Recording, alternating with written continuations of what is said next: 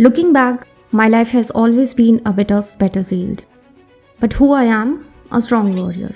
And honestly, this warlike life has finally molded me into the ultimate warrior. How come?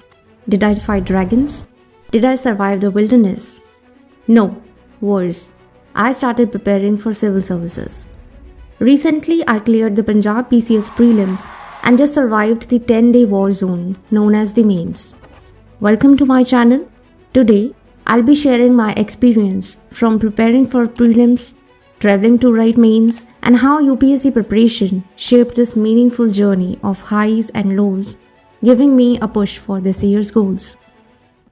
Let's rewind to last November. My original battle plan was strictly focused on UPSC mains, leaving my PCS routine a chaotic hodgepodge of NCERTs, notes revision, answer writing, and current affairs MCQs. Then came 6th of December, the night before prelims. Sleep? Never heard of her. You check your alarms, then you double check, just in case your phone decides to go into a coma. D-Day arrived with a 5 AM wake-up call for the journey to Mohali.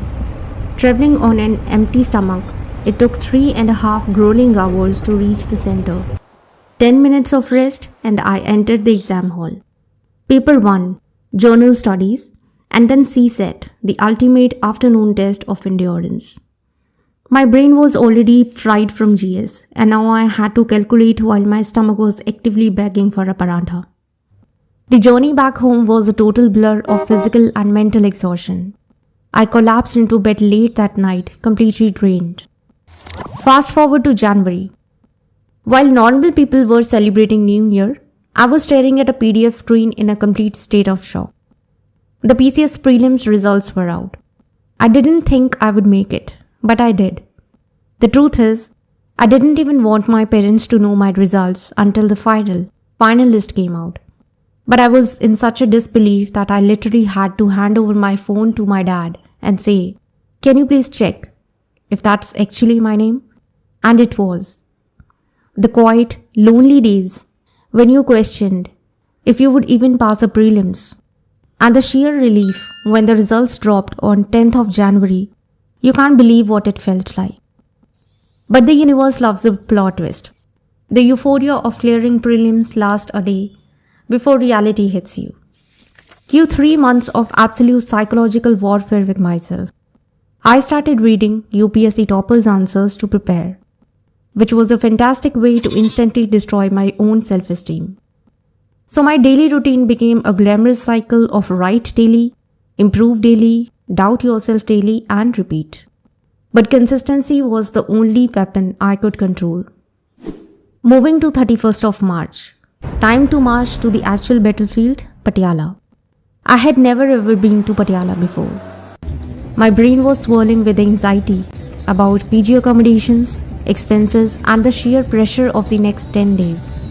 But shout out to the ultimate commander-in-chief, my dad. The moment we arrived, he handled everything. So all I had to do was focus on the papers. Sitting in that exam hall, surrounded by other candidates in that intense, heavy exam atmosphere, it hit me.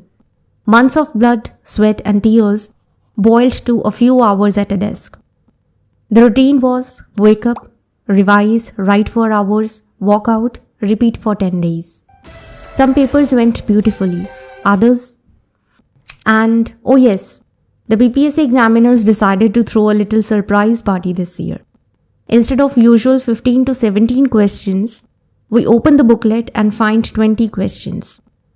Despite writing so fast, I still left 2 to 3 questions blank because time literally ran out.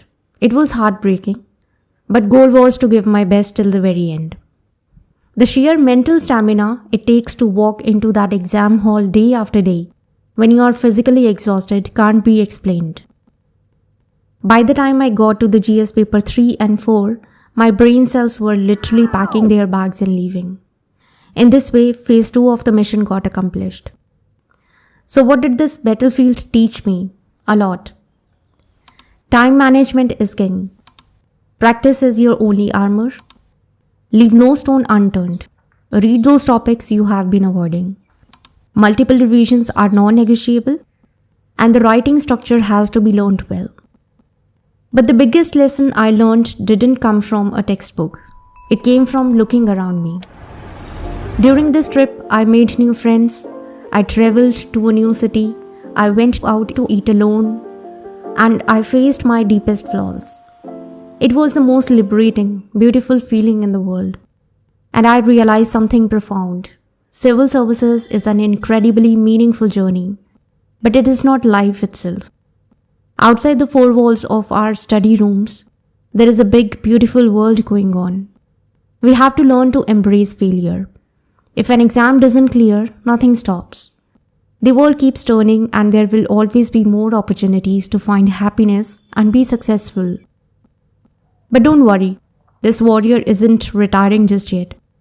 Right now, I'm preparing for the interview and simultaneously gearing up for the other exams. It is tough, it is exhausting, and the entire journey is completely uncertain with zero guarantees. But here is one thing I know for absolute certain. I'm not giving up.